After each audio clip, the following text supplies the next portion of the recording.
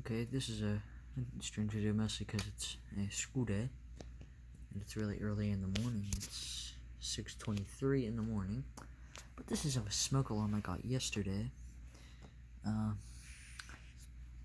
This company that I'm reviewing, it's pretty rare one here.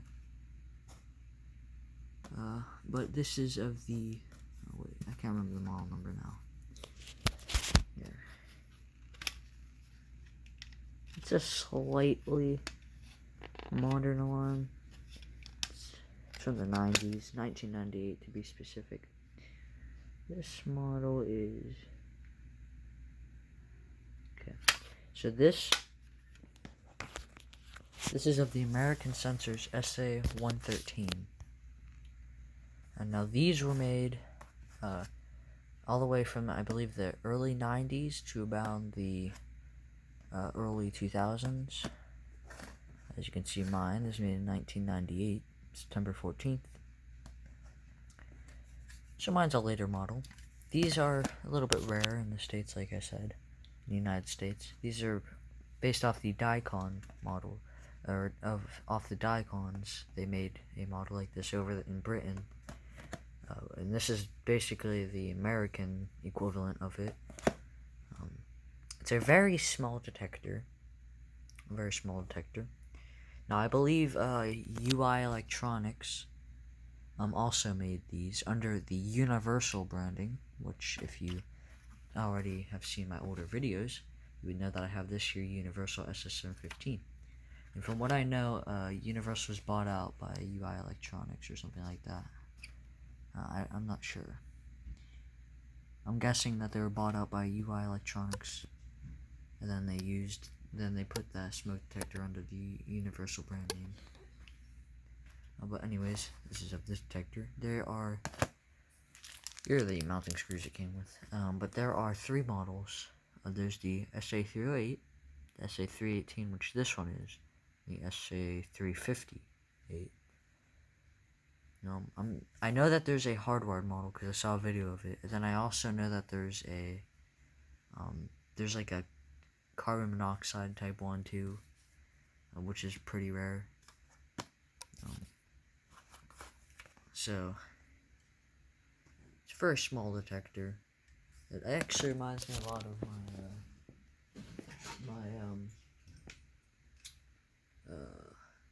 my JSNA 1806. So they're both basically the same, like height and width and stuff like that. Here's the box. It came in a pretty cool box, very small box. This kind of reminds me of the modern day kit. There's like really small kit alarms. I think I-9014 or not I-914 or something like that. Can't remember. But yeah, American Sensors smoke and fire detector. This is an ionization.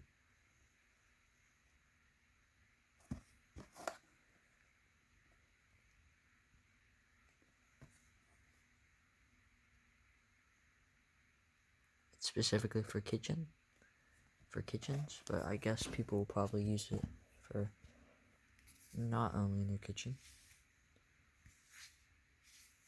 Let's look more in detail of the smoke detector. So it says push and hold to test on the button, which is a very flimsy test button. Not too much. It wouldn't take too much to break this. Of course, do not paint. And here's the back. This gives you like the contains, like tells you that it contains radioactive material. As this little tab here you can pull up. It's actually pretty difficult to open. Definitely can't get it handed.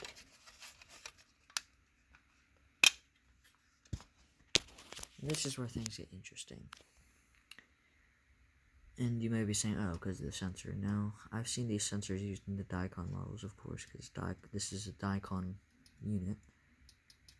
It's not this sensor. It's not the horn, as this is the same horn that basically the same horn that the Firenetics use.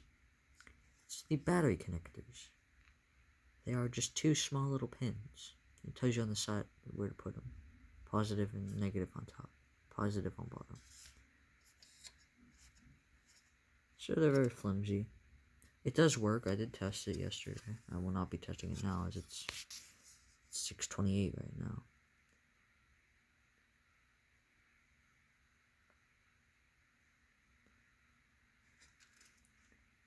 That doesn't mean the unit will catch fire.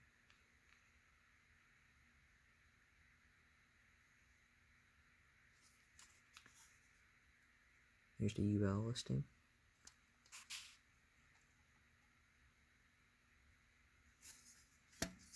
So yeah, it's a pretty cool unit. I like it. It's ingenious design, really, of course, like almost all smoke detectors. It's a cheap design too, but I guess it gets the job done.